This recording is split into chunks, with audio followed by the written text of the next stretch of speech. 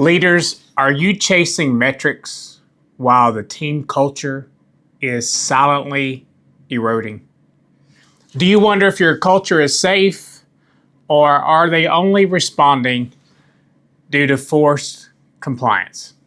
Today, I'm going to show you how merciful leadership, not just more rules and regulations, will help create a culture that reduces burnout, boosts staff retention, and builds a high-performance, just culture within your organization. You see, culture isn't fluff. It is so important because it impacts patient safety in healthcare. When I think about the importance of a positive culture and one that is really a just culture, that people are willing to raise their hand and say, hey, here's an issue, it's so important because a positive culture of one where people are willing to speak up makes sure that patients do not have bad experiences in our hospitals. It's that important. And really, we are the leaders of that culture because we set up, whether we expect a culture that is forced compliance and a thumb down, top down approach, or one to where we are vulnerable ourselves and we can actually admit as leaders that sometimes we make mistakes. Yes, I've even made mistakes. And in my over 30 years of healthcare experience, and a lot of that, majority of that now, in a leadership capacity, I have made mistakes. Sometimes I've made an emotional mistake. So responding to a decision that has been an emotional decision. Sometimes I've made judgment mistakes. So not really reading something fully and making a decision where I was not as informed as I should have been. But once I made the mistake, I was transparent and I was honest about it. And I talked about that mistake, and it actually allowed me the opportunity to grow because I had a mentor in my life, a leader that accepted a culture to where we could all just speak up. And we used our mistakes to ensure that we learned from them and didn't repeat those mistakes again. So we are the source. We create that just culture. We create this culture that not only has accountability, but a culture that allows people to raise their hands and say something is just not right. Or I saw a mistake and I feel comfortable without fear of retribution to speak about that issue and let the leader know that there is something that is happening that is going to hurt a patient, hurt a team member, and cause negative issues in our hospitals. That's the culture that we expect. And we are the actions. We are the people that create that specific climate in our organizations. See, we get that, though, through being very engaged in our hospitals. Whether it be leadership rounding that is not just, hey, how are you doing, but purposeful leadership rounding. Whether we go to safety huddles and we engage in safety huddles where people know that we are involved. They see us going into the rooms. They see us getting involved even as we introduce ourselves or we check on them as individual employees. It takes that time and sacrifice. And I know it gets so busy that you can lose sight of some of those small things. There were times that in my CEO role, I would actually block my calendar for leadership rounding because it would allow me the opportunity to get all the other things that would fill that calendar quickly. It would allow those things to go around that special time, but I had to create that special time to ensure that I was on the unit and I was talking to my team members, I was checking on them and ensuring that they were okay. I also created the same type of schedule at times on my calendar to do patient rounding to ensure that I was in the rooms checking on our patients and their experience. It took that. I created the climate. It was my responsibility. Everything stopped here. And then even in my current leadership role, everything rolls to me. What a weight that can be sometimes, knowing that in my hospitals that I support now, if there's a patient issue, that patient issue reflects my leadership as well. But I create the climate. And so even when I'm visiting my hospitals, setting expectations, making sure that I'm rounding around, making sure I'm talking to the leadership team, and most often talking to people that provide the care for the patients. That's important to me. I have to ensure. And then when I approach those team members, it's important for me to exhibit or show the type of leadership or exhibit the type of personality or those type of things, a skill set to exhibit those as how I approach other people. We are the people that lay a foundation of psychological safety.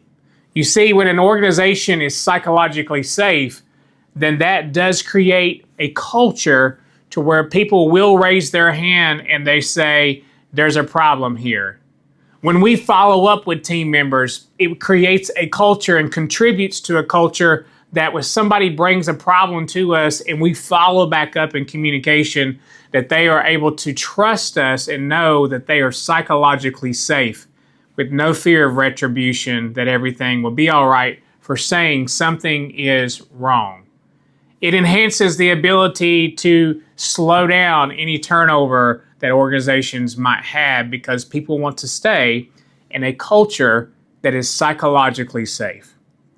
It's the ability, again, that leaders will share their own mistakes.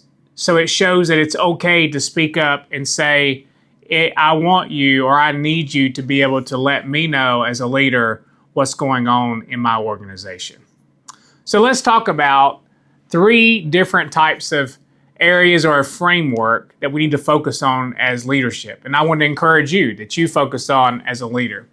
And the first is the importance of communication. And there are multiple resources out there that talk about appropriate communication, how to communicate with other people. I believe in an approach called individualized communication. Individualized communication. Because I realize that how I talk to one person is not going to be the same of how I talk to another, just based on knowing them and how they engage with me and their understanding of what I'm trying to communicate. So it takes that sacrifice of a leader to get to know the people that they serve. Sometimes it's much more difficult in a larger organization, and I understand that. But the attempt is there to try to get to know the types of people within the organization, to understand them, whether it's generational, diversity, etc., but to understand how they respond to communication. And so it takes me learning that style or those styles of communication and practicing them when I'm talking to other people to make sure that they are receiving the information that I'm giving with the right intentions. So that is hugely important in any organization. The other C is how to connect with other people. Connecting with other people through vulnerability, through engagement, through rounding. We've covered that already some in this video, but it is crucial to take the time to connect with other people, to get to know who we're serving, to have visibility out in our hospitals or organizations so people get to know who we are as we are engaging them. That is crucial. And then the other piece would be coaching. You know, one of the things that I have transparently made mistakes in the past, but have learned over the years of the importance of coaching and giving feedback to other people. Some of the reasons people do not coach their team members or others that work for them is they just don't like confrontation. And I understand that as well. But through that, we're failing that individual and we're failing those organizations and we're failing other team members because we have not clearly communicated our expectations. And so when we see somebody who is not doing what we expect, it is our responsibility to actually coach them. Now, the coaching process goes easier if we've been communicating all along and we've been connecting all along. So when we are coaching, I would expect that feedback is better received because we have already connected with that individual. But I'll also say that how they take that feedback is really entirely up to them because they have to internalize it and deal with it. But it is our responsibility for sure that we communicate, connect, and then coach or give feedback to other people. I want to encourage you not to negate that piece of leadership because those 3 C's are extremely important. But we can do it through merciful leadership, because merciful leadership combines all of those three things with a component that incorporates empathy towards other people, showing value and actually showing that we truly care about the people that we serve. That is so essential. So as we're communicating and talking about our values, often retention will improve. Burnout will lessen because they feel part of the values that we're communicating, they being the team members. We've connected with them, we've communicated, connected, and then we've coached them to strive towards the excellence that we expect that saves lives in our hospitals. So I want to encourage you that, because through coaching, we practice a just culture that includes accountability, but it also includes compassion. So I just want to encourage you today and have a call to action on this video. What actions will we take just this coming week on making sure that we are communicating effectively, that we are connecting with the team that we serve, and that we're coaching and giving feedback with accountability, but also compassion? What's one thing that you'll incorporate into your leadership this week, whether it be through daily huddles or through engaging individually as staff members, whatever that may look like? What's one thing you'll incorporate this week to ensure that you are not only creating, but also contributing to the culture that you expect? And then I would also ask you that you drop a comment below to let me know what you're going to do this week in your own leadership.